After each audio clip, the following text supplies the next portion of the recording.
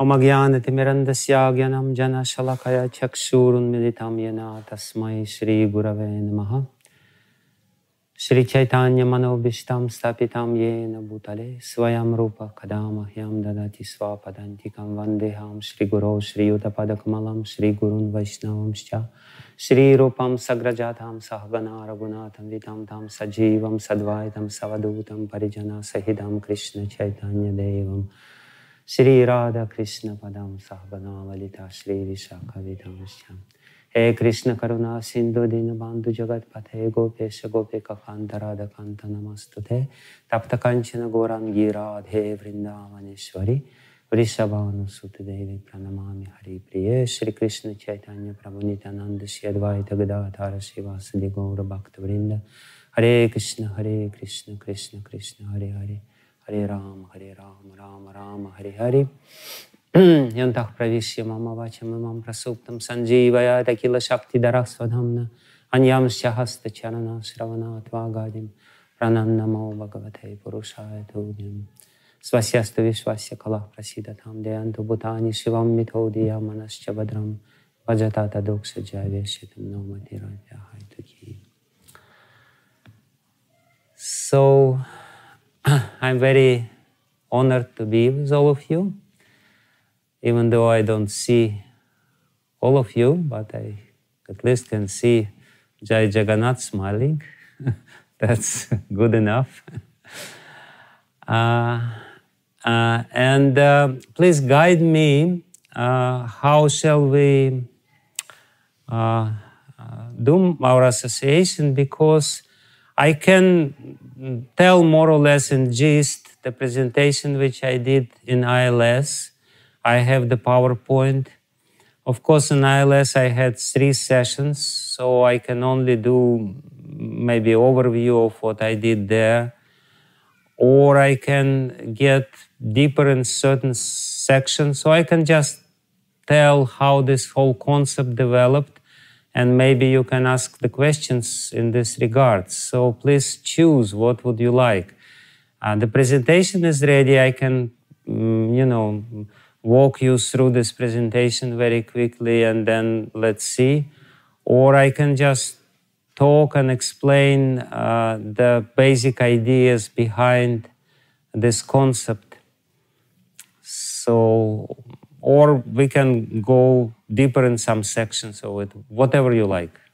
Please let me know. I would suggest a little bit of a hybrid, maybe explaining the motivations and some of the main inspirations and main points behind the presentation, and maybe zooming in on some of those major crises points that we maybe already face or are likely to face, and how to navigate that, because as the environment around us gets more intense, external environment, encountering those internal crises are going to be magnified for us, and we could probably use a lot of guidance how we might successfully navigate the turmoil.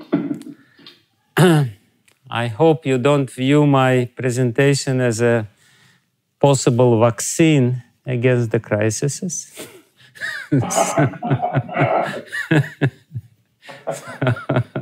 No, we view it as actual medicine. Anyway,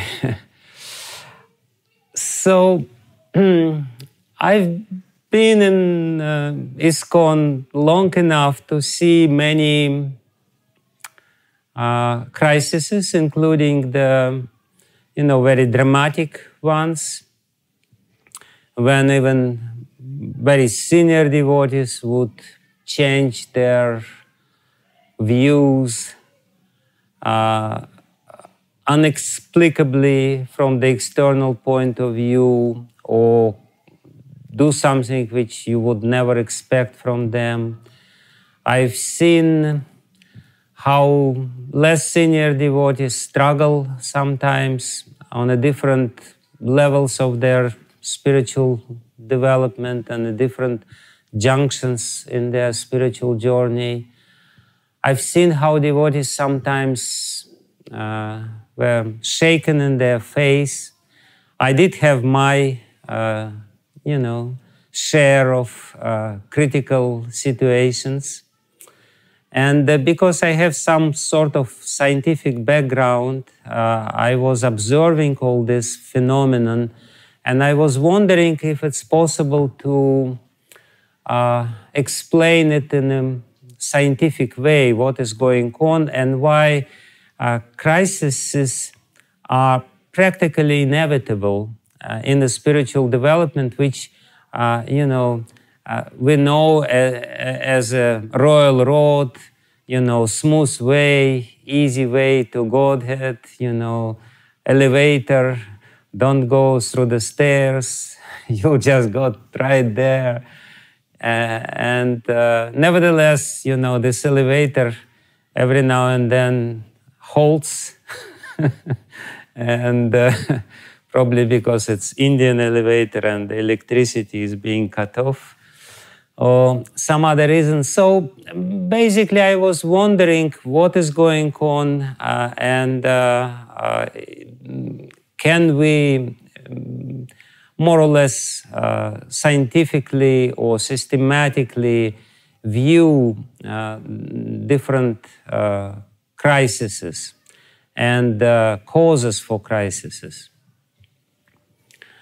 I was reading Madhurya Kadambini, where Vishwanath Chakravarti Thakur gives the very elaborate and vivid description of the spiritual development. And I gave several seminars on this topic, especially, of course, on the topic, perhaps the most memorable part of the whole Madhurya Kadambini is his description of different stages of Anishtita Bhajana Kriya, starting with Utsahamai and Ganatarala and so on and so forth. Still, something was lacking in this regard. I gave very elaborate seminar on Manakh Shiksha by Srila Raghunath Das Goswami, where basically in the very first verse he describes, in my humble opinion, the development of the spiritual ego.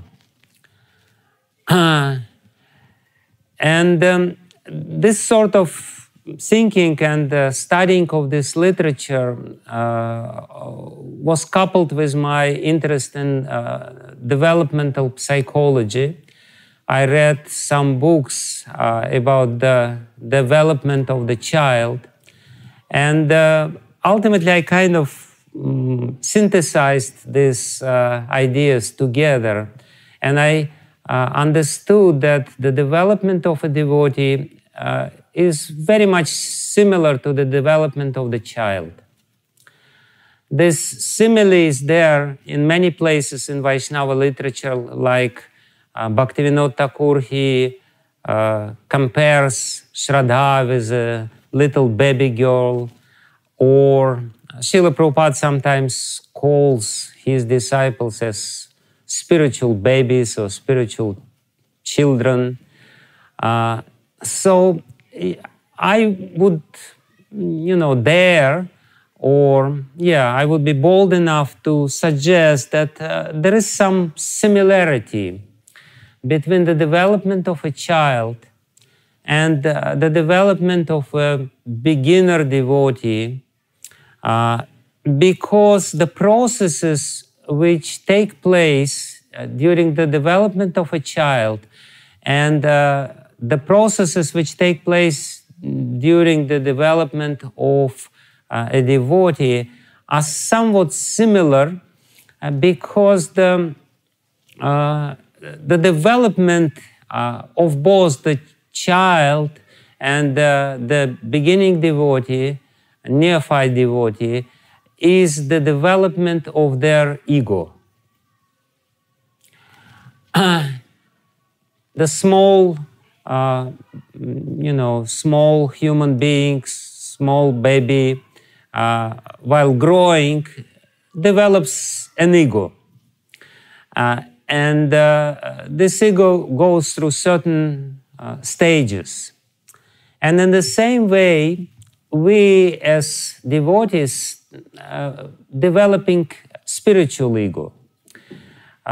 This is very clearly stated by Vishwanath Chakravarti Thakur in the very end of Madhurya Kadambini, in the 8th chapter of Madhurya Kadambini, where he says that the development, spiritual development, is the process of development of ahanta and mamata.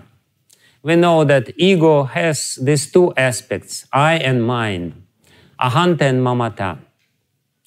So when you develop your spiritual ego, you develop your spiritual ahanta. I am this and that. From the spiritual point of view, I am spirit soul in the beginning, and this ego is being solidified more and more and more and becomes more concrete. You know, we know that ultimately the crown achievement in the spiritual path is to have completely developed spiritual ego, meaning that I know what is my age in the spiritual world, what is the dress which I dress there, what is my service, all this Ekadasha Bhava stuff. It's basically a description of ego because everything else stems from ego. Ego is the beginning of everything. You know, if you come to a job, then the first thing to a new company, the first thing which they have to tell you, they have to tell you who you are. This is your position, and by knowing who you are, you will know what you are supposed to do, what is your relationship with everyone else, and so on and so forth. So ego is a very important concept, and we know that everything in the material world and in the spiritual world has ego. We are personalists, we are not impersonalists, and personalists, they maintain that ego is not necessarily a bad thing, that there is such thing as a spiritual ego, and spiritual ego defines your role in the spiritual world. It defines your service, it defines your mood, you know, because all this Ekadashi Bhava is basically emotions, but you can only experience emotions if your ego is fully mature. The little child has some emotions, but they're very immature emotions. You know, the spiritual emotions is a manifestation of a fully mature spiritual ego. And when I started comparing the crises which a little child goes through while developing his ego, while interacting with the world, I found very interesting parallels, or at least I found that it's an interesting way of looking at the spiritual development. I don't claim that this is something. I don't want to make a bombastic statements, but my humble proposal is that if we take this understanding and try to look at the spiritual development from this point of view, we may see something which may escape our attention otherwise, if we don't look in this light. So that's more or less the initial premise of the whole thing. One more very important point which I want to make is that, and it's very, resonates very much with our philosophy, to develop ego, you can only develop healthy ego if you interact with other people and if you interact in a healthy way, in a proper way with other people. Those who are senior, those who are equal to you, those who are junior to you. You cannot really develop your ego being isolated.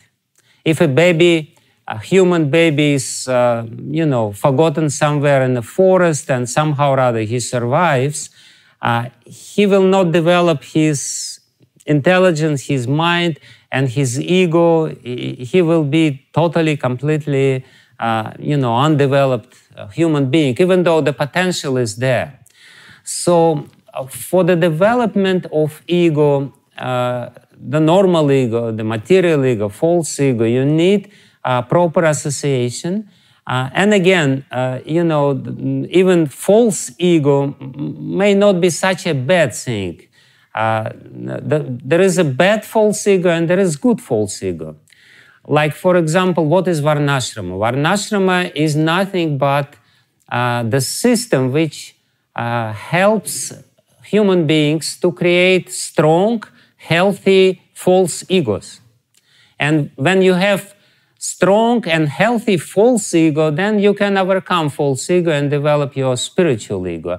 But if your ego is weak, if you don't know what you're doing, like people in the present day society, modern day society, they don't have ego. They only have egos of consumers. They're very unhealthy personalities. They don't know what to do. They don't know their special talents, special contributions, special gifts which they have. They're completely, totally lost. And they cannot function properly in the world. What to speak about developing something higher?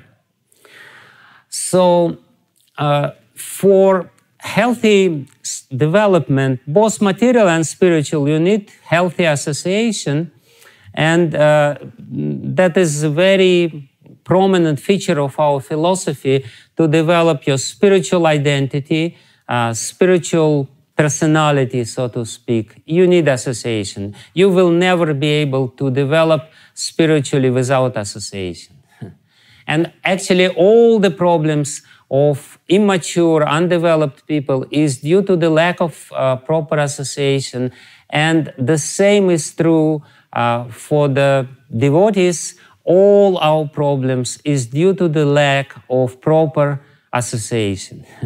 If we have proper association, if this association is nourishing, and if this association is healthy, it helps us to develop our proper spiritual identity, and by helping develop our proper spiritual identity, it will ultimately contribute to our success. And therefore, Prabhupada says, if you think that you will be able to develop spiritually outside of the association of devotees, you just, you are more or less in delirium. You are in a state of delirium. It's not a realistic proposal. It's completely insane idea of somebody who has immature and unhealthy, painful, diseased ego, and therefore he cannot really properly associate with devotees, and therefore his spiritual problems also are there. So that's another very important point. And one more little addition to this point, which I find very interesting and intriguing. I was reading one book on astrology, quite prominent book, Parashara Hora Shastra, supposedly written by Parashara Muni. And at the very end, Parashara Muni makes a very beautiful point. He speaks about dependence of our, he identifies the three factors upon which our life of faith is dependent. And out of these three factors, stars or our astrological situation is only one, and not even the main one. Well, he doesn't say which is the main one, which is not the main one. Obviously, they all contribute. We are born with certain karma, we are born with certain proclivities, with certain tendencies, innate tendencies in us. It's there. So that's our karma. That's a significant contribution to our, whatever is happening with us, like, some of the members of this esteemed assembly, they were born in the families of devotees. Obviously, it's a very lucky birth. But then he says there are two more factors, which is very interesting and very important for us to understand. He says the second factor is association. You know, you can basically even overrule certain tendencies which you have if you have proper association. Association is extremely formative. Every time we associate with somebody, some influence is there. We have to be really very careful with whom we associate, because every single contact with somebody leaves some impression upon us. It may be not so deep, but it may be deep. So association, it's a very important foundational point of whole Vedic culture, that we have to associate with proper people and be very selective in the way we associate. But then he said there is a third factor, which is most interesting. He said the early years of one's development. And I was thinking, you know, why this third factor is there? Is it not covered by the first two? Because you may say that, you know, your early years are dependent on your karma, or your early years are dependent, you know, on the association which you have. But no, what he wants to say is that any influence which we have in the formative years of our development is crucially important for the development of our personality, of our persona and our life. And we know this. You know, all the psychologists, they talk about childhood traumas and so on and so forth. Why? The answer is very important. Because in the early years, our ego is not developed. Our protective shield is not developed. And therefore, any external influence which we have, we're very vulnerable when we are young and, you know, insecure. We're very vulnerable, and any association which we have, any interaction with other people which we have, makes a very lasting and deep impression, which we may not even be aware of. You know, these childhood traumas, they may appear because of very insignificant reasons, you know.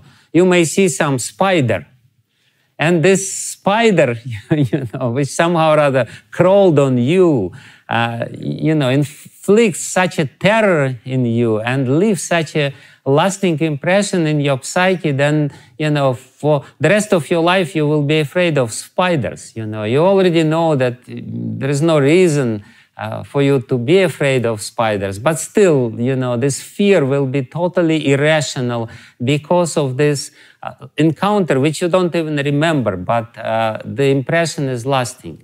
So again, this is to stress that early years of our spiritual development, when we are a little babies, when our spiritual ego is not really formed, when we cannot really distinguish between right and wrong, they are extremely important. And depending on this association in the early period of our spiritual life, it may influence very much our whole devotional career, so to speak. And we can see, you know, devotees, they get most of their spiritual traumas, spiritual childhood traumas, when they are very vulnerable, when their face is kind of weak, and when they are, you know, coming totally disarmed into the society of devotees, and they may encounter with some exploitation, some wrong ideas, this and that.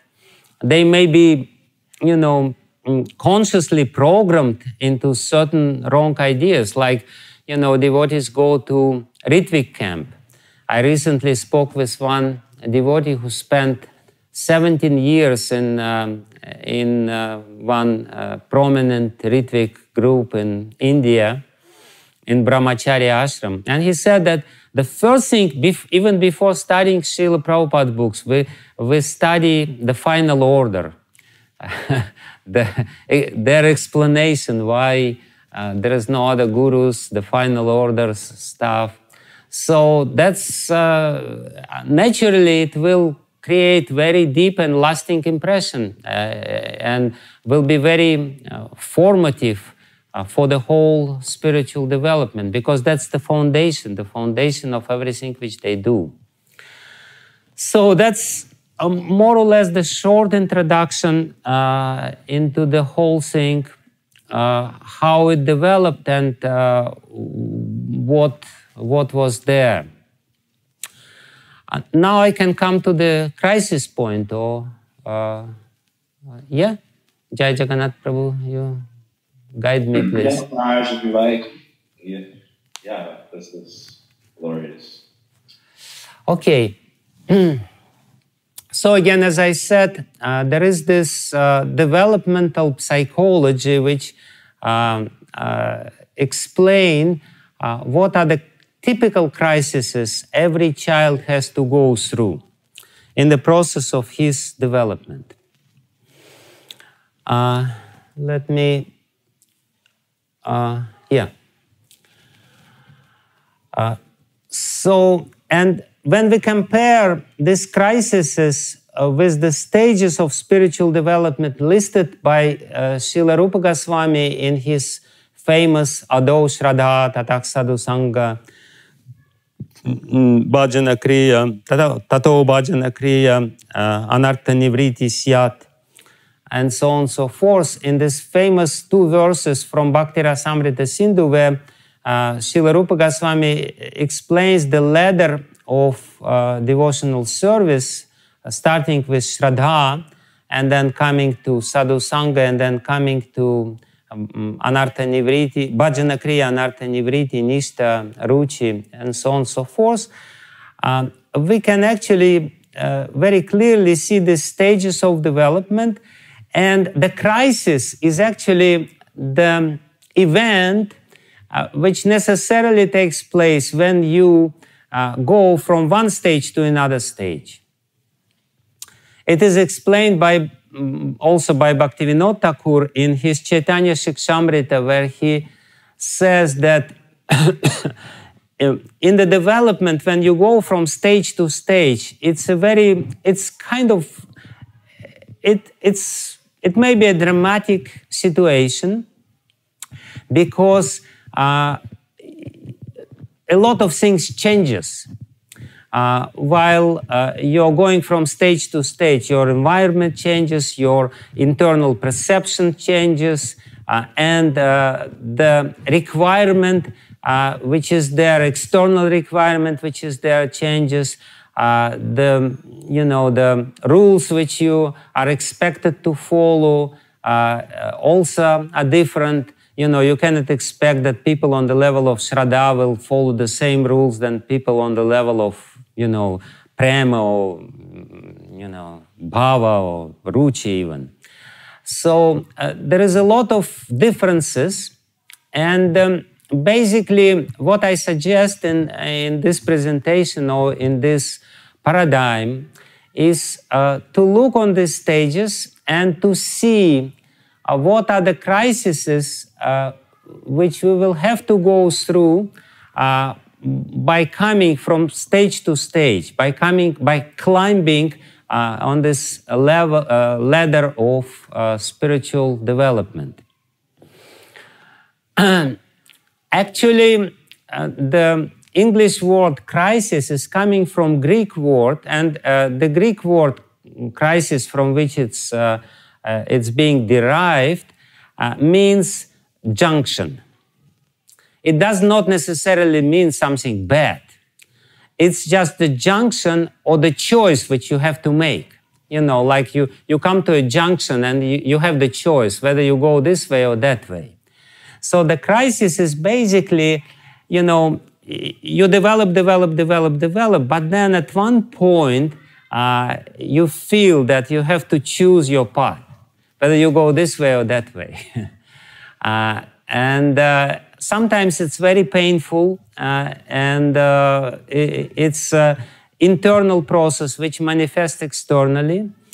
And basically, the idea is that if you overcome the crisis, then you come one step closer to Krishna. You climb over this ladder of devotional service. It means basically that you have new stage of your spiritual development.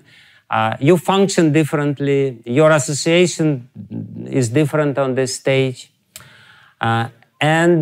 That's one thing when you overcome the crisis. Another external manifestation that you have overcome the crisis is that you become more integrated internally.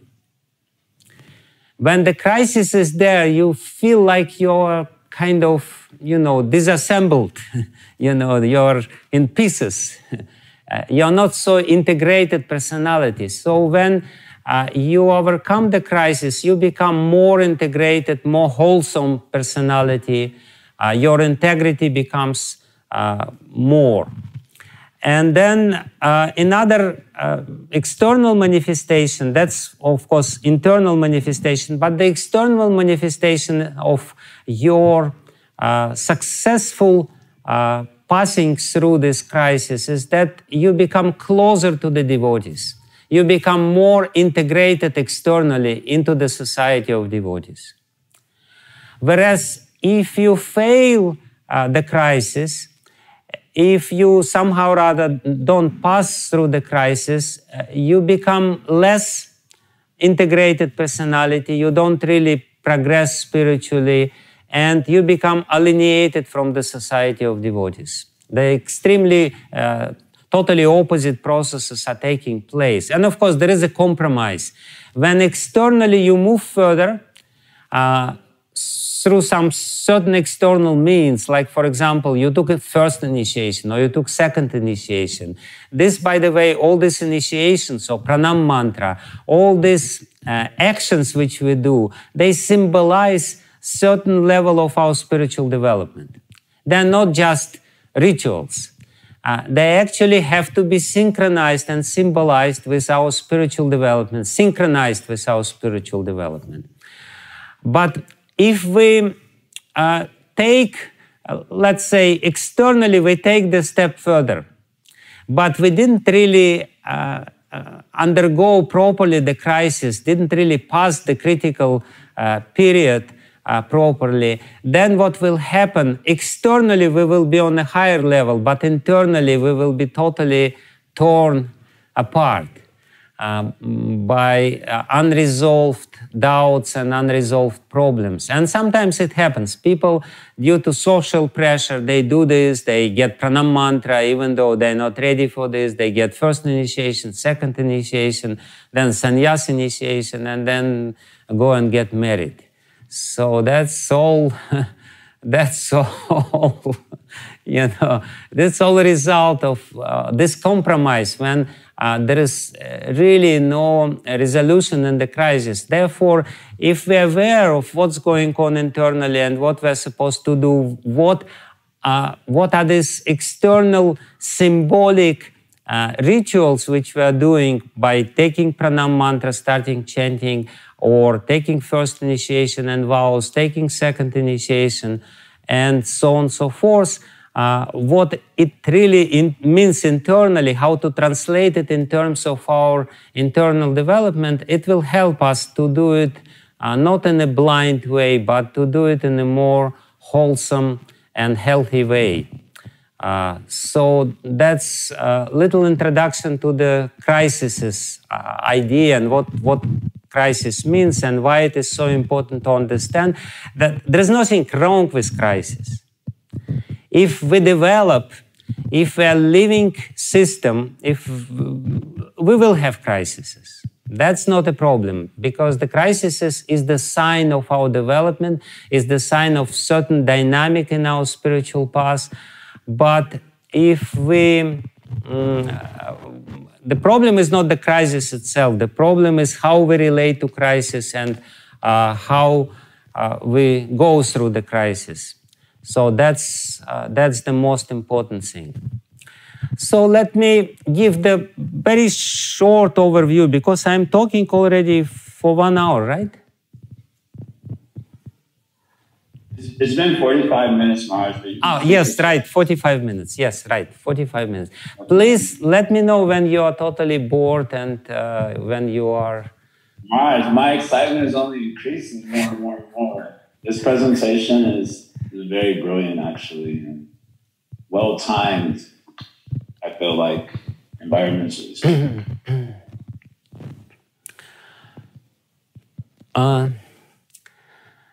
So I will give you a very short overview, and then we can go into details if you want to go into any details. So if you have some questions, we can answer questions. I can try to answer your questions. So very short overview of the natural processes which we call crises on the path of spiritual development. Of course, to understand very clearly what is going on, we have to also have very clear and profound understanding what are these stages of spiritual development. What exactly is Shraddha? What exactly is Sadhu Sangha?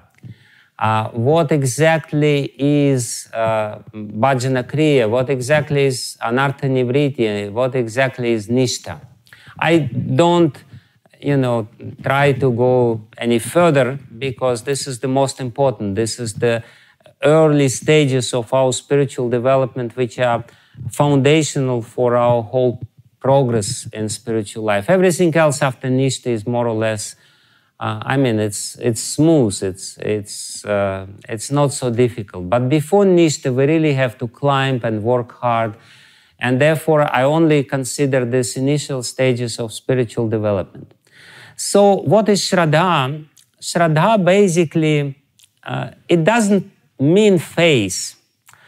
Especially, it doesn't mean faith in Christian sense of the word. It does not mean that you just have to believe in certain practices, you have to believe in certain ideas, you have to believe in certain, figures of the past. Faith, it's very simple. Shraddha, literally Shraddha means respect. Shraddha means, and Prabhupada gives this beautiful definition of Shraddha. He says, Shraddha means appreciation. If you come to devotees and if you appreciate what they're doing, it means you have Shraddha. You don't know anything, you don't have to believe, but you just kind of like what devotees are doing, and you naturally, spontaneously feel the respect towards these people and towards what they are doing. You don't understand, you don't necessarily identify yourself with them. The only little thing which is there on the level of to be qualified as somebody who has Shraddha is this appreciation. It's like little baby,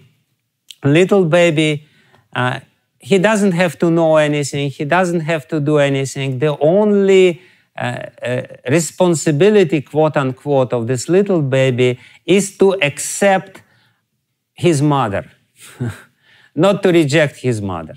Basically, he doesn't know anything, but he kind of naturally, again, spontaneously accepts, respects to a certain extent, as much as you can say that baby respects anyone. But, there is some level of acceptance between the parents and the little baby, and this acceptance is actually called Shraddha.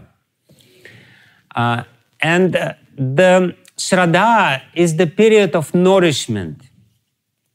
As much as the little baby, the most what he requires is the nourishment, and he is totally indiscriminate. Little baby, whatever you will give to him, he will just suck it. He will try to take it. But it's good in one sense, and it's also very dangerous, because very easily you can poison this little baby by giving him wrong food. So what is most important on this level of spiritual development, when you are just a little baby and when you're totally vulnerable and totally dependent, the first most important thing is the selfless care of the mother. It is called healthy dependence. The baby should feel from the mother her selflessness. I mean, it's in one sense, it's natural for a mother to give this selfless love to the baby, but at the same time, we know it may not be, not always, unfortunately, nowadays it's so selfless and so unconditional. Much more so, much more true, this statement is much more true for the case of a little spiritual baby, because the first condition of his, properly forming Shraddha is that he has to meet with a devotee who is selfless and unconditional. He has to feel, here is somebody who can give me shelter.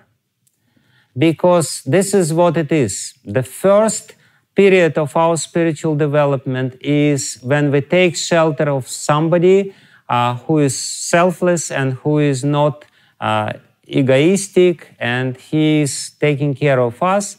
That's the first condition. And the second condition, the food which this person has to give to me has to be very natural. It should not be, milk powder. It should be the breast milk. It should be something genuine. It should be the proper knowledge of the scriptures, not something which he concocted or not some of his speculations. He may be very selfless, he may be very caring, but if he feeds me with something, with the wrong food, my spiritual development will not be good. So these two most important conditions for the first period for us to form Shraddha properly, we have to meet with a devotee, we have to develop faith in him, some sort of trust in him, but to develop this proper trust in him, he has, the proper Shraddha in him, he has to have these two qualities. He has to have knowledge of the Vedas, as much as mother has to have breast milk to feed the baby. So this is what will be the nourishment. And he has to be selfless. He has to give this shelter and this emotional protection to the spiritual baby or spiritual child. And the crisis which we have, this is very interesting.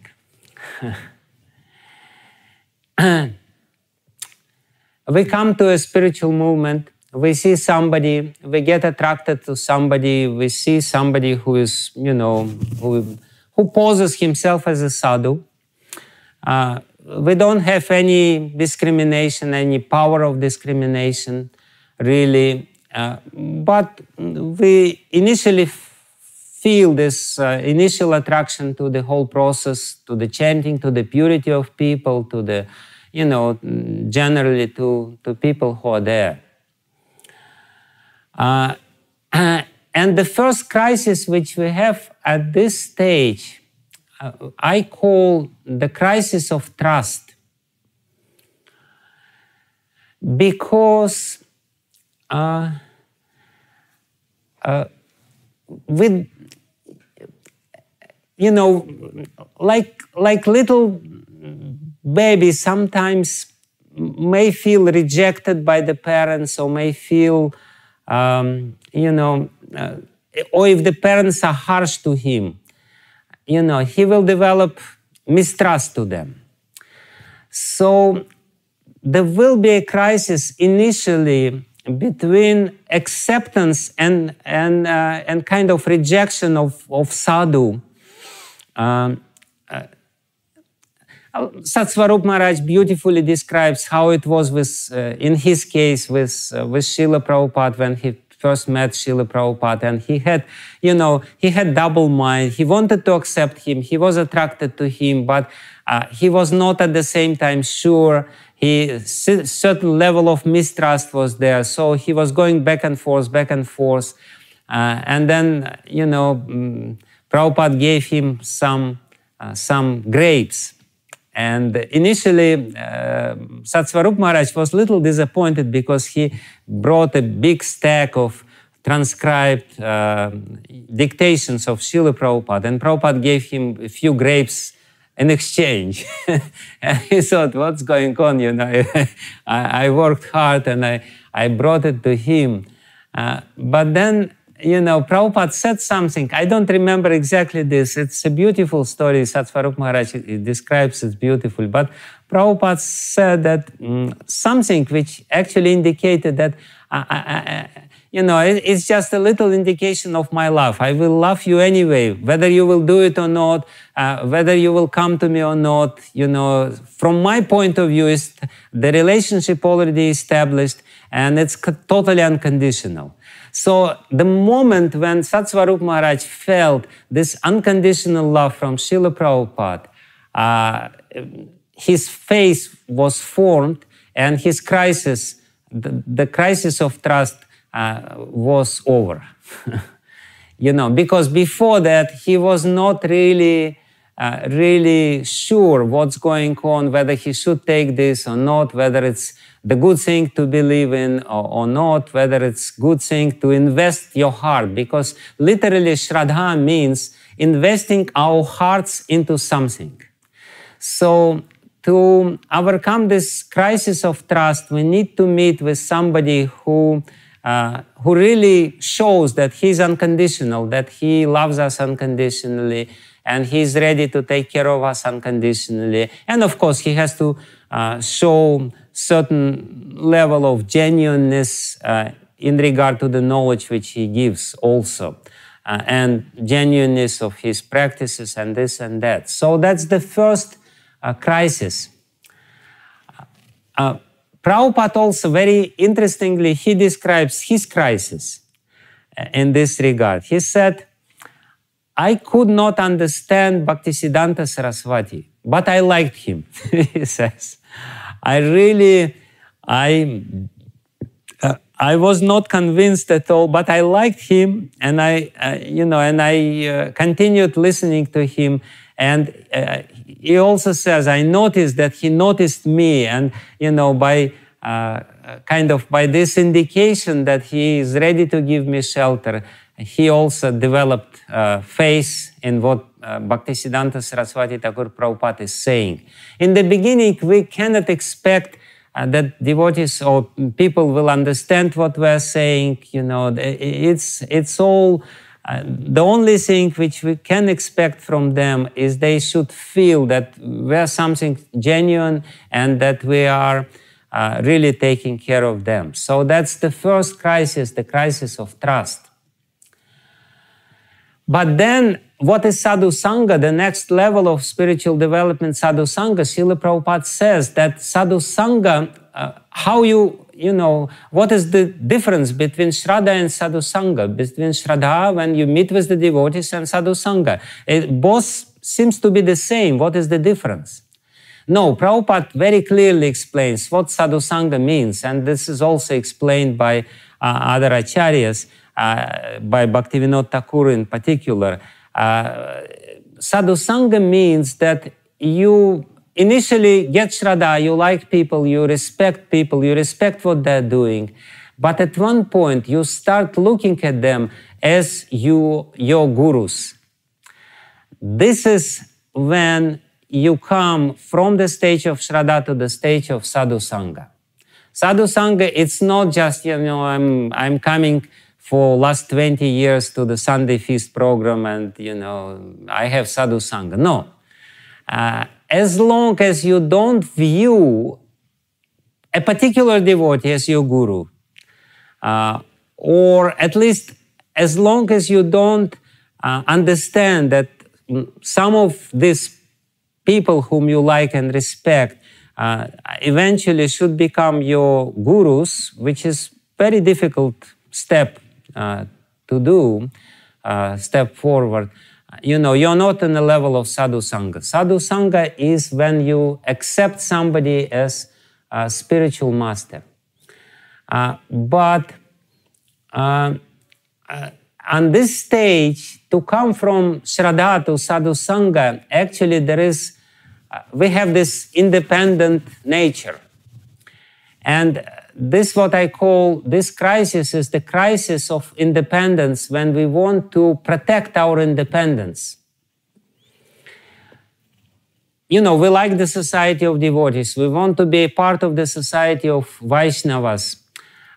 But in the beginning, we are very, you know, sensitive, and we don't like if somebody tells us, you should do this, you should do that, because we accept it, or we consider it as an intrusion into our independence, you know, into the borders which we have. And it's actually, you know, we're more or less freelancers on this stage. So coming from Shraddha to the level of sadhu sangha means to accept certain responsibility or certain obligation, and it basically means that, you know, now I see there is somebody and I will accept what he says. And the most beautiful way of explaining this crisis or formulating this crisis is done by Sanjay in Bhagavad Gita. Because in Bhagavad Gita, Sanjay explains what happens with Arjuna when he initially surrenders.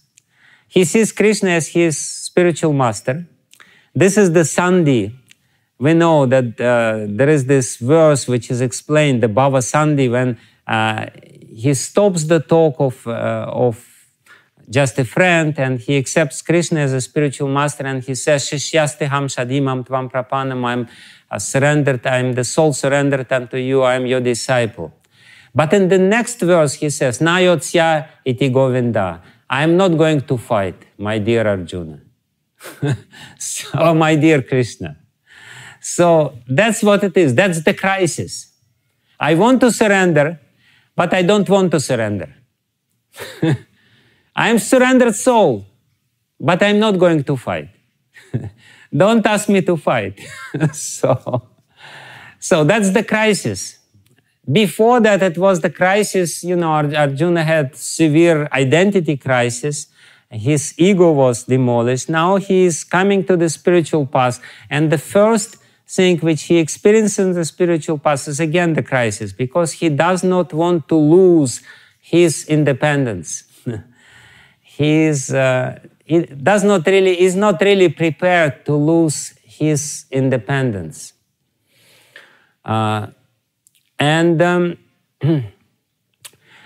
Coming little back to the first crisis, there is one interesting thing which I forget to tell you. Very interesting idea.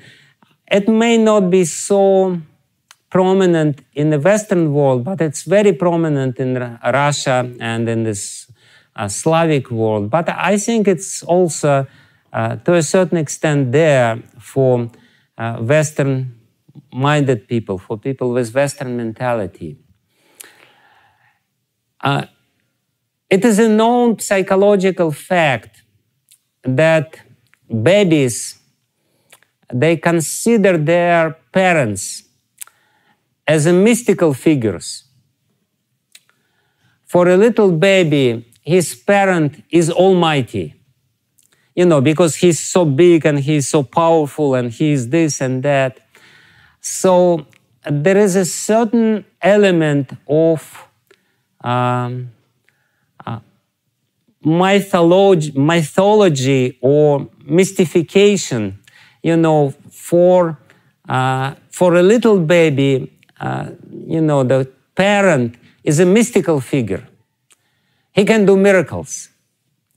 So in the same way, oftentimes, for a beginning devotees to develop faith in some sadhu, he needs to show some miracles. To strengthen the faith of a devotee, he needs to show some miraculous display of, and if he doesn't show these miracles, then the devotee starts imagining all these miracles. Oh, he just, he read my thoughts, or he's just, he's such a miracle man. Very often, when you speak with the beginner devotees, when they speak about the spiritual masters, they started exaggerating and saying he's such a mystic, He has to be mystic, because otherwise I cannot believe in him. Because I don't have proper foundation, proper discrimination, I don't know how to believe in him, what to trust, what not to trust. Therefore, I tend to mystify the figure of a spiritual master or of a sadhu. And actually, the failure of this crisis is that when we imagine something, we mystify the figure of a spiritual master, and then, we devalue. In the beginning, we we idealize sadhu, and then we devalue sadhus. This is what happens oftentimes. People come and they idealize sadhus, they idealize devotees. They think they should be totally, completely ideal. And then, they meet something different, and they didn't develop proper faith, because the proper faith is the faith in Shastra. The proper sadhu has to take his responsibility, or see his responsibility to develop faith of a devotee in a proper way, in Shastra. There is a beautiful story. I think Pushta Krishna Prabhu tells the story about Prabhupada. He says, Prabhupada, I trust only you. I don't trust anyone else. Only you, a pure devotee, you saved me, you this, you that. And Prabhupada, he looks at him and smiles and he says, don't trust me. I may fail you. I may let you down. Trust in Krishna. So this is what is very important on this level of spiritual development, to help the devotee to place his heart in a proper way, in a proper place. Shraddha means placing the heart in a proper place. So as soon as possible. Initially, you cannot expect it from devotee, but it's very important. And that's exactly what Prabhupada was doing. He was instilling faith in Shastra, in his followers. He was not creating the personality cult out of himself like some other sadhus. He was always saying, Shastra, Shastra, Shastra, Shastra. This is how he was developing the faith. And therefore, this second crisis, when devotees had to develop faith in a particular sadhu as a guru, was very smooth at that time. It was very natural. Devotees, really, it was easily for them, because of so much trust in Prabhupada, they can easily relinquish their independence. So when you go from Shraddha to Sadhu Sangha, it symbolically means that you take Pranam mantra, because you already have Shraddha and you already decided that this particular sadhu will be your guru, will be your guide spiritual guide, and you trust him, and symbolically you take pranam mantra, and pranam mantra basically means that you successfully overcame the crisis of trust. You already, ideally, you know who is this person, you know what is his teaching, you know that he is genuine, you know that he is trying to teach you Shastra, and you don't idealize him, you don't make a mystical figure out of him, and it means that you will not devalue him later on because you will be able to appreciate what he has to give. He has to give you Shastra, he is giving Shastra, so what's the problem? Even if he is not a miracle man, he is still genuine. So then, you know, on the level of this, if you inevitably, you chant your pranam mantra, you know that this person is my guru, but still you want to protect your independence. You don't want him to say to you something yet. You're not ready to accept any of his, you know, orders or whatever. So then you have this crisis of your independence. Sometimes like little children, when they grow little up, you know, they, you tell them something and they say, no, I want to do it myself. They start feeling this initial, you know, ego trip is there, you know, I will do it myself. So don't tell me doing this. So that's the next level of problem which we may have, and that's when you done with this crisis, when you pass this crisis, when you really trust this person so much that you are ready to accept his order or his order and do what he says because you trust him and because you know, he is genuine and this and that, then only you should take first initiation. If you don't have this level of trust and if you still not really completely, I know myself, you know, some devotees took initiation and I know that, you know, they're not on this level, they should not do it. You know, they're not really ready to do it. They're just doing it under some sort of social pressure because, you know, the temple president tells them, you know, you get initiation, everyone tells them so many years, but they still want to maintain their independence. They are not really, you know, ready to relinquish the independence. So that's the first initiation, and first initiation means bhajana kriya. Bhajana kriya means you perform regulated devotional service in the society of devotees. On the first stage of your spiritual development, you only take shelter. That's the only thing which you actually learn to take shelter of the devotees. You learn to trust them. That's the main gist or the main essence of this Shraddha level. On the second stage of spiritual development, your sadhu sangha, your duty or your responsibility is to learn the language. As much as the little baby, when he starts, you know, developing a little bit, he starts repeating the words of the sadhus, of their parents. He starts speaking like parents. You know, that's a very important stage of spiritual development. We don't know anything, but we repeat the words of sadhus, you know, sometimes very mechanically, sometimes improperly. So we learn the language, we learn the terms, and it's on the stage of sadhu sangha, it's very important to learn the basic terms, what it means, what Krishna means, what sadhu sangha means, what Shraddha means. All these definitions are there, what bhakti means, what pure devotional service means. These definitions are very important because you know, otherwise you will not really understand the language, or you will not properly communicate with the sadhus. So that's on the level of sadhu sangha, you learn how to speak. On the level of bhajana kriya, you learn how to act as a devotee.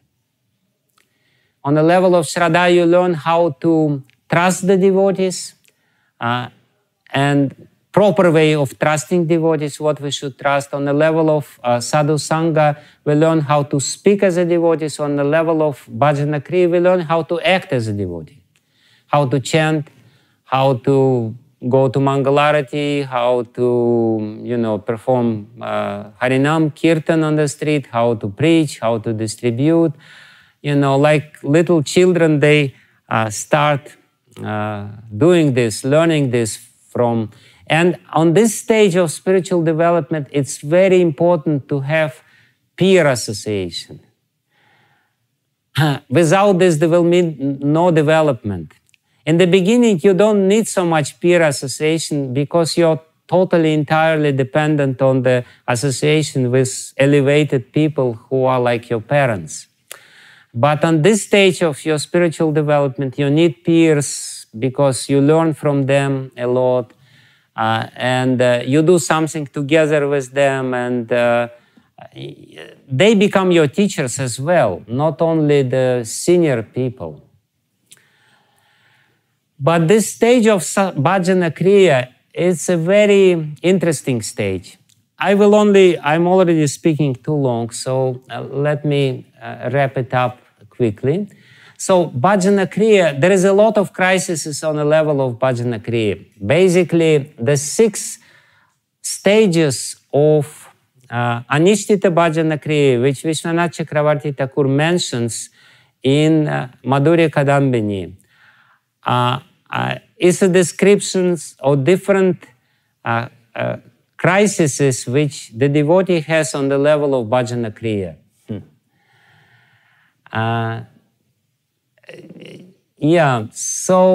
But if we take, it's a separate subject matter to reformulate these stages of spiritual development according to Vishwanath Chakravarti Thakur from the point of view of a modern bhakti practitioner. What does it really mean? It's entirely possible, but it's a separate subject matter. Interesting, but we will not fit it into this limited time frame. But the essence of this crisis of this stage is very, very important. Please listen, because it's the most relevant for us as practicing devotees. What happens on the stage of bhajana kriya, anishtita bhajana kriya, before anartha nivriti and nishta, we practice the devotional service, but we don't have the genuine taste in it. We don't have profound taste in chanting. We don't have, of course, we have profound taste in taking prasadam. That's the taste which we definitely have. So, but besides that, we may not have very developed taste in reading books. We may not have taste in chanting, japa individual. We may not have taste in going to Mangalarati. We may not have taste in any other regulated devotional service, starting with Shravanam, Kirtanam, Smaranam, and Padasevanam, and Archanam, and so on and so forth. But as Prabhupada says beautifully, that we are all pleasure-seeking living entities. Human being, and not only human being, any spirit soul is the pleasure-seeking living entity. So we don't have the genuine spiritual taste on this level because our material engrossment is too deep. We cannot really feel the ananda, the bliss of spirit, because we are too engrossed in matter. But we are still doing it out of necessity because we took this responsibility. So what will happen on this stage? We try to derive the taste from something else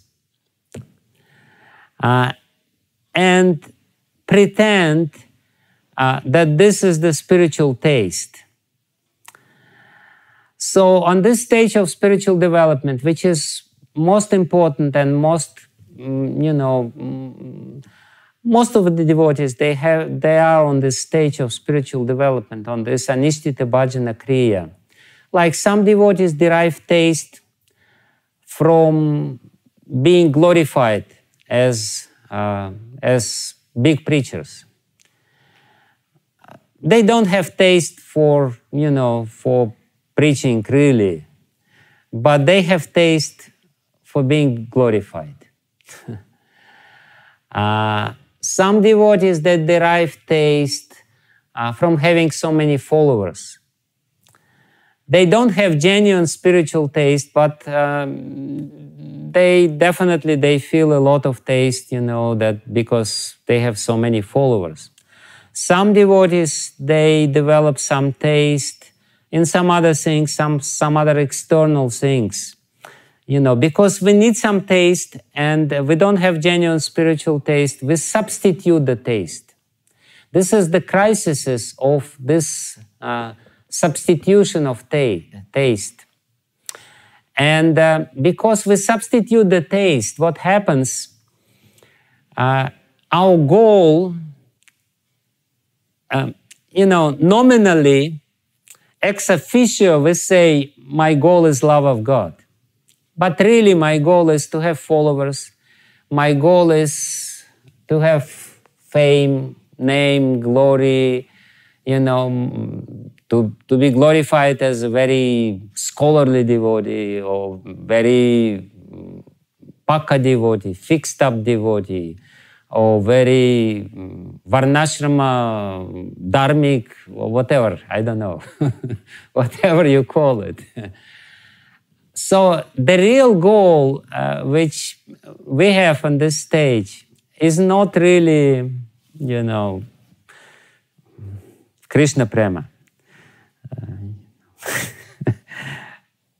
It's always very hilarious when devotees in the temple, after Mangalarati, they repeat all the 10 offenses, and then at the end they say, any practicing devotee should carefully avoid committing these offenses while chanting, and in this way very quickly achieve the goal, Krishna prema. And they they all repeat it, and it sounds very unconvincing.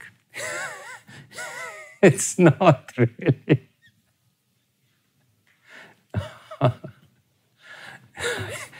I always felt there is something wrong in this habit which we have.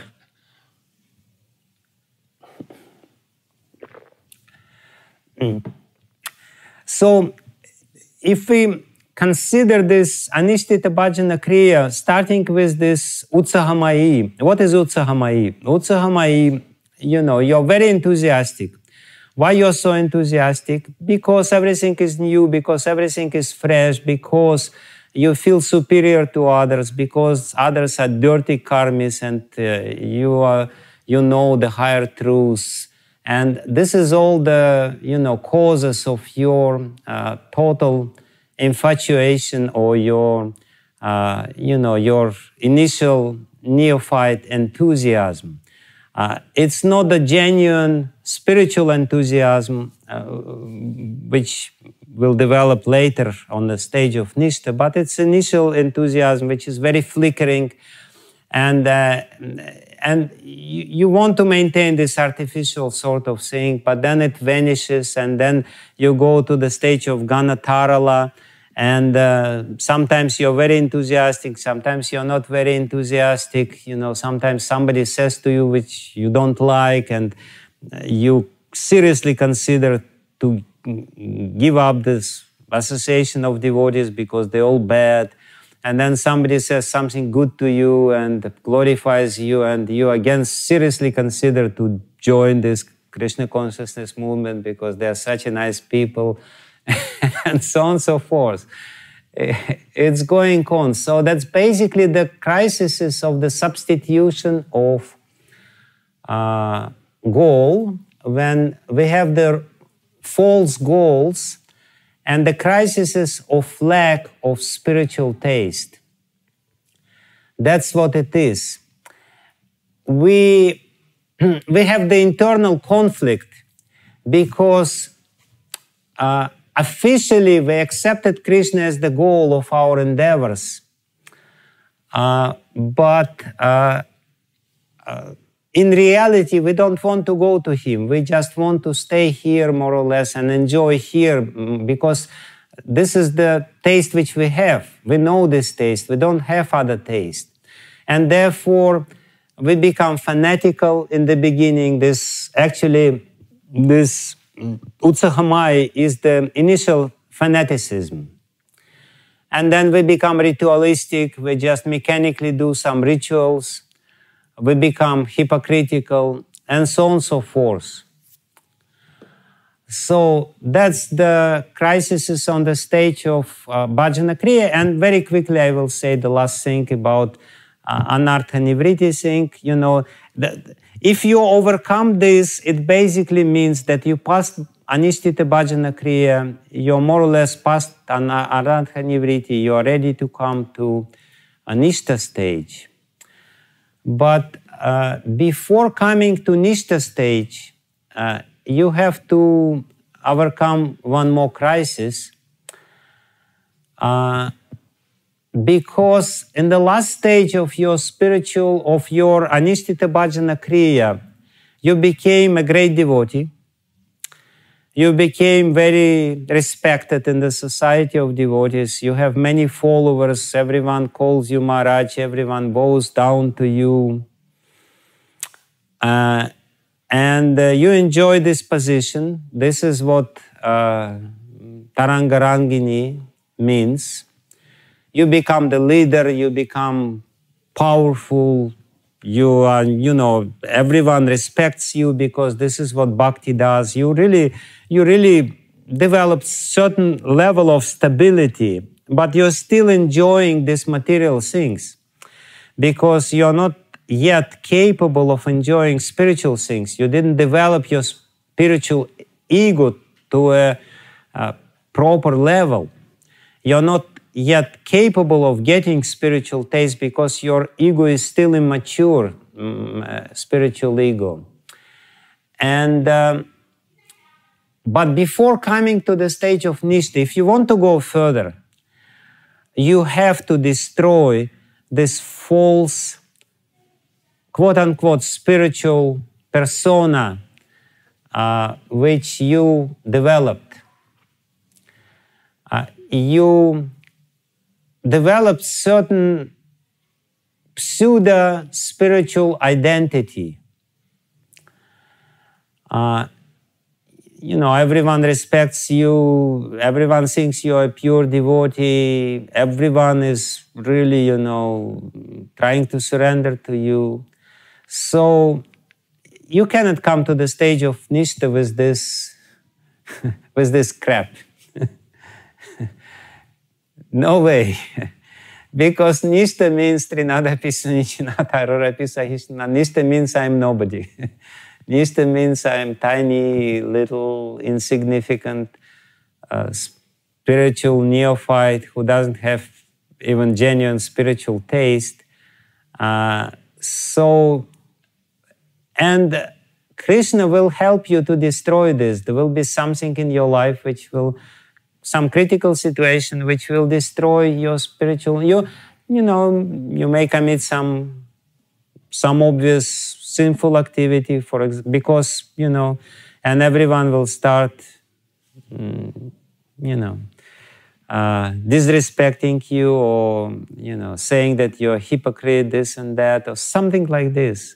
And it may become, it may be very important stage of your spiritual development, because this is the help of Krishna for you to become more genuine, to come to the stage of nishta when you are really humble and really, tolerant, and you're ready to respect anyone and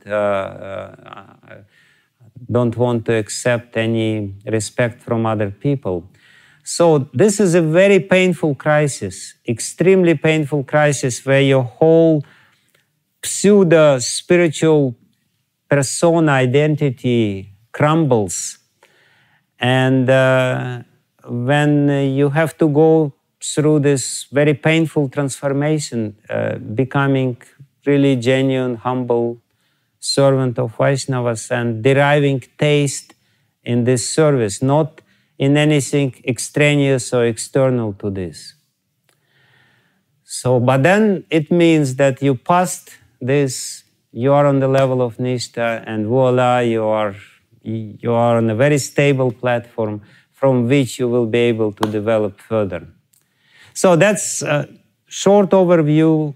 I'm speaking, I mean, not so short, but an overview. So, I don't know what we will do. I'm already speaking 1.5 hours. Maharaj, how much time do you have? And we don't want to impose on your time also. I only have till 6:30 because at 6:30 there is one lesson which I am taking. Is that, I'm in... 6:30 means 15 more minutes. 15 more minutes, okay. So we can ask questions. I just want to say personally, Maharaj, there's so much profundity in this presentation. My mind's blown. At certain parts of it, I was practically almost in tears, and I was just reflecting on what you're describing in my own journey in Krishna consciousness. It's very, it was profound. Just thank you for that. I've been around for almost 20 years, and I've been hearing your lectures since the beginning. My first lecture with you was Anavritti Shabda seminar, and which I come to periodically throughout the years, again and again. So I've been appreciating you for many, many years now in my spiritual life, and just very happy to be in your presence. I wanted to say, I'll kick it off, and then it looks like Vino Kovida has a question.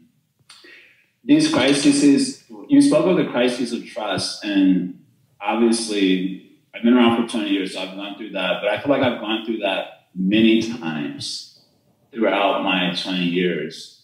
And it's in other words, not like just at this particular stage, but I feel like I've been repeatedly experiencing the crises of trust. Of course, when I first joined, I wasn't getting the pure breast milk. I was getting a lot of milk powder.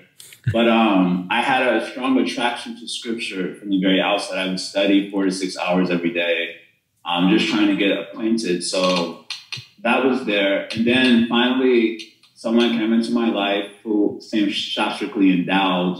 I developed trust in this particular individual, but he had a way of speaking that broke faith and guru. I had already been initiated at that time by Sri Radha Maharaj. And it kind of looked like experientially that he was kind of building a personality cult around him. Just saving the details, that's what it kind of translated into in Chicago. Some of the devotees here know this experience. And so I ended up asking him, about his own relationship with his guru, and he broke the relationship with me immediately because I was having a crisis of trust. You want us to put faith in you, but you don't seem to have faith in your superiors.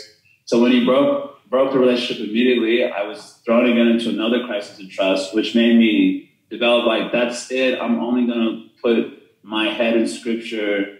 It's very hard to trust who is being genuine from the sadhus. I was like that for about, 5 years, and then I ran into Satyanarayan Das Babaji.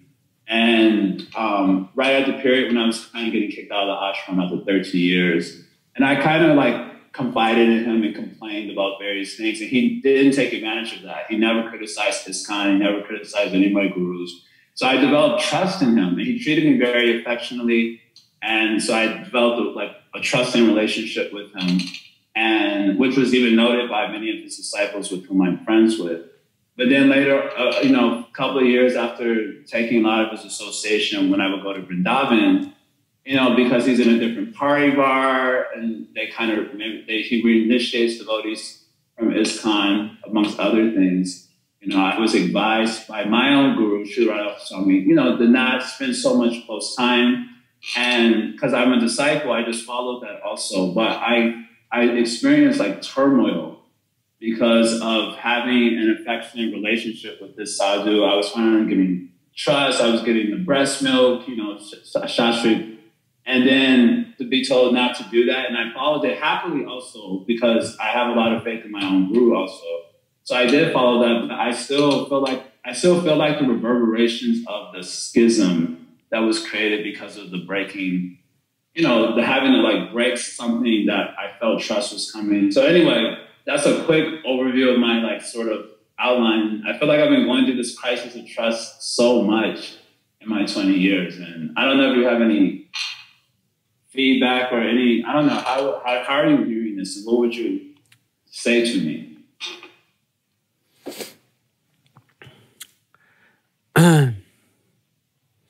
Yeah, thank you very much for asking this question. See,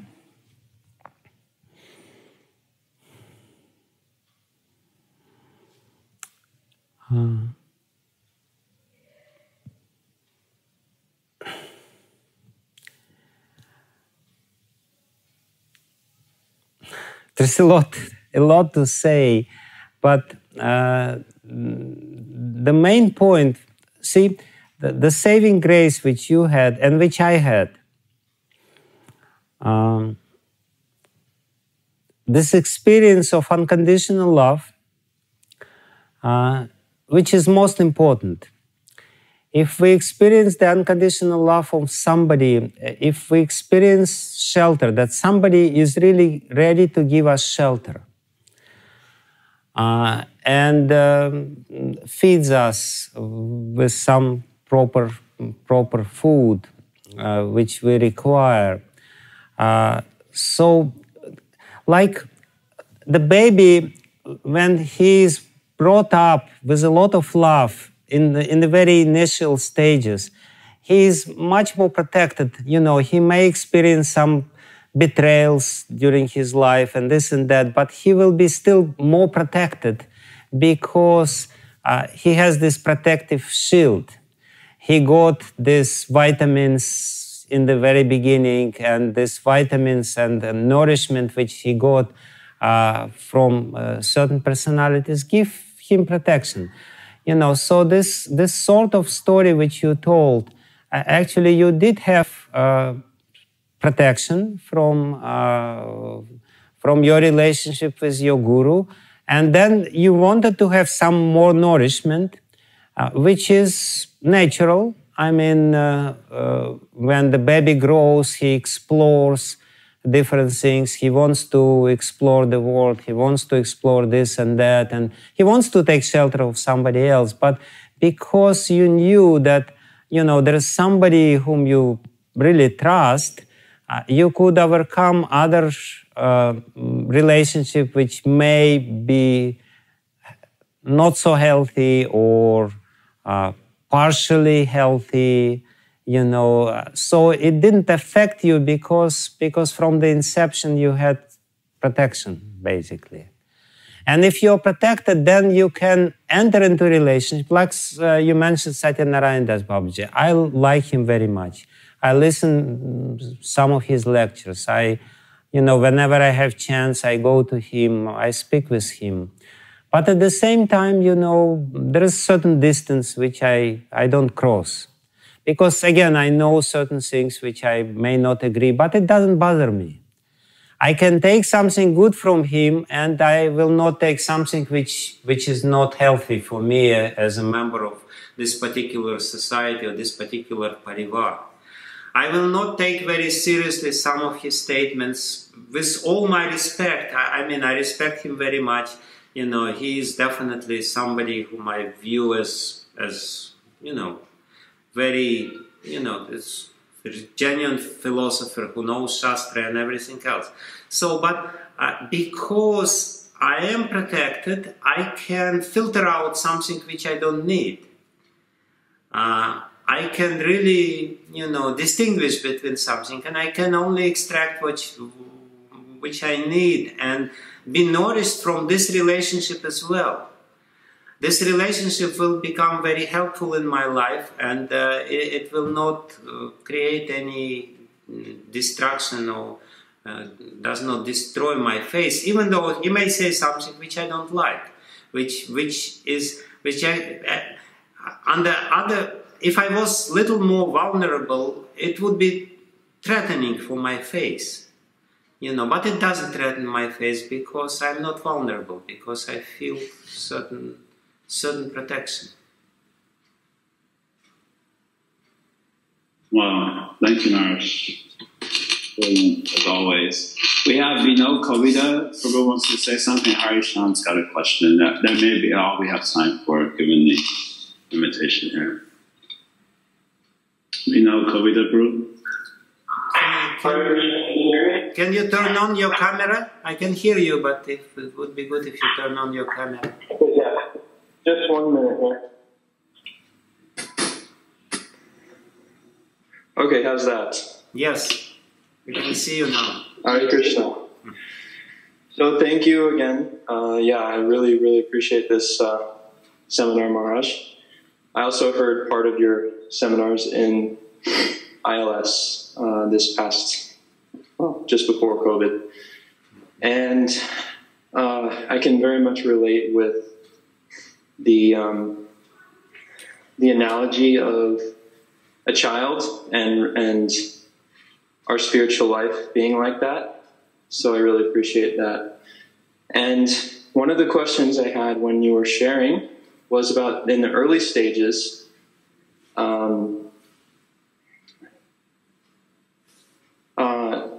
that, sorry, I'm just drawing a blank because I was just running. So you were sharing that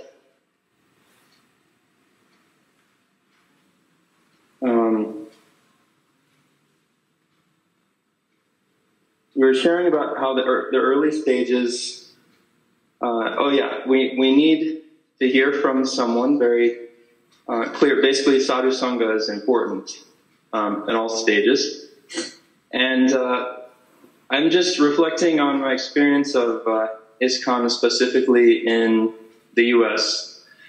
And mainly my experiences are there are many very senior devotees and very sincere devotees, because they have been, you know, ISKCON in the US has been around for relatively longer than, you know, the longest. That's where it started. So there's a benefit of some very experienced devotees. And then at the same time, there is like this huge infrastructure that was created when we had like hundreds of devotees in every temple, and then it was collapsed.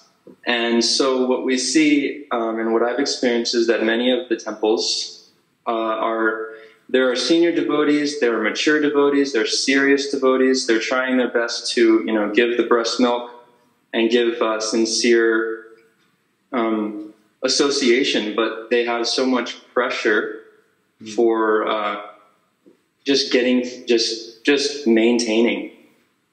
And it's almost like what, using your analogy, it's like having a single mother who, you know, has to raise like 4 kids. You know, like she's really caring and she's giving her breast milk, but she's just like, she can't avoid these kids facing trauma. And so, I'm just wondering if you can comment on this and maybe give some guidance, because it's been a question of mine, like what is the actual real association? You know, is it just having senior devotees around? Because a lot of times there will be senior devotees around, but there's not much quality kata happening. And, you know, I'm just been puzzled of how to kind of deal with this in the situation in the US. I guess it's more or less like this everywhere, because, you know, we have this burden of love which Srila Prabhupada left to us. And there is a lot of institutional concerns, and sometimes institutional concerns overshadow the most important thing, which is spiritual relationship. yeah, and there's all this missionary spirit, this and that. So it may not be necessarily specifically US situation. I think it's more or less the same. Like in US you have many senior devotees who are busy. In other places you don't have even many senior devotees. And those who are there, they're even more busy. So it's everywhere like this, in different ways, but it's a similar thing.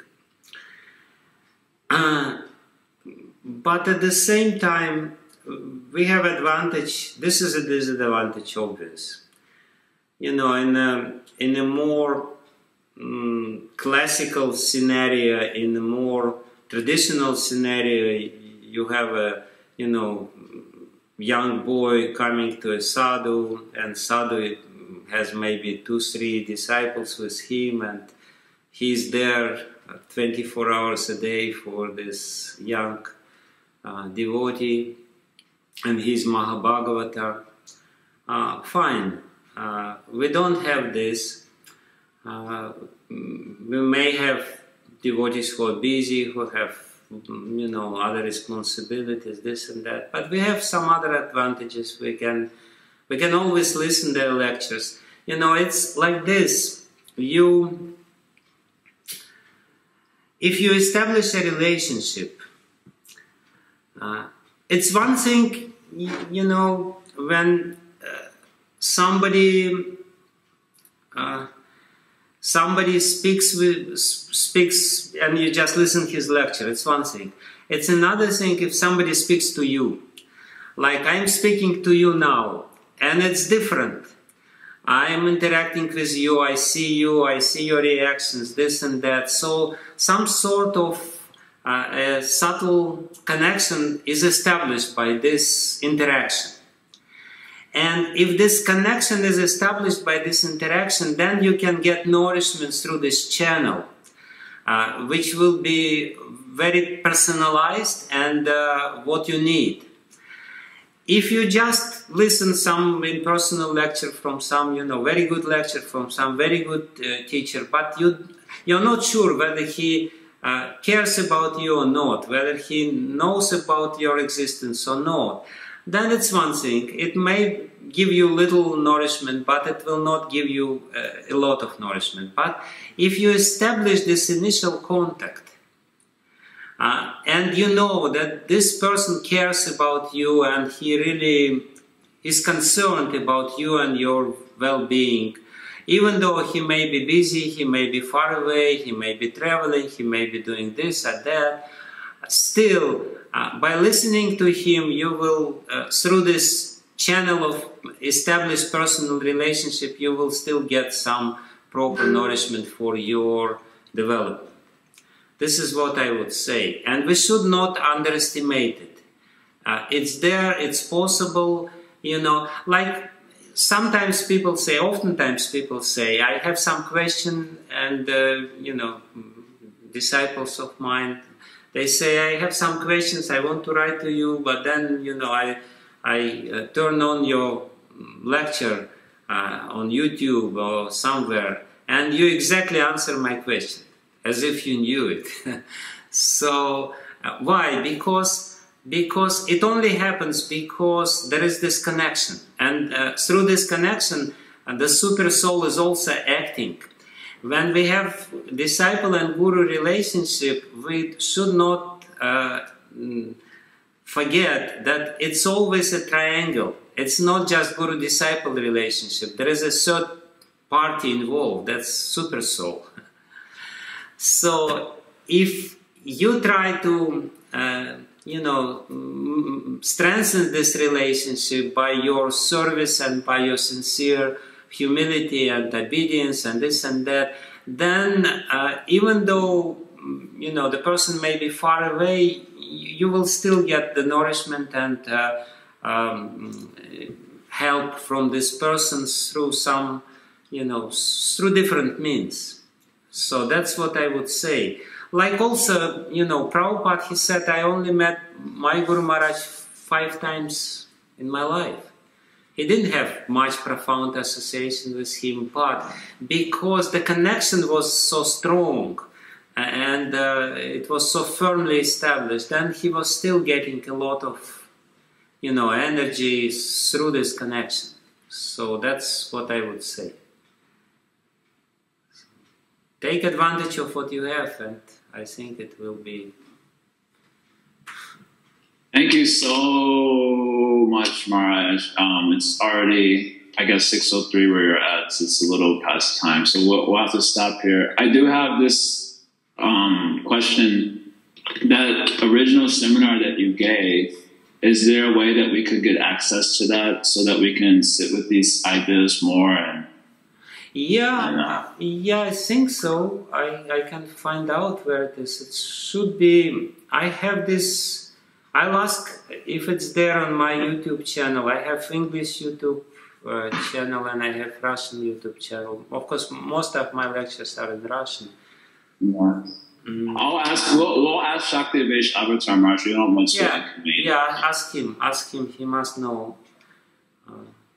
Thank you so much, Maharaj. Just being in your presence is just ecstatic, and hearing you speak today has been extremely profound. Devotees are here in the chat box saying we need a part 2, just a Q&A to flesh out some of these ideas. Maybe if possible, Dave Madhava can see if such a possibility is there. Yeah, thank you so much for sharing your time with us and your wisdom. Sure, I can come again. We establish some relationship maybe sometime in the future. Whatever.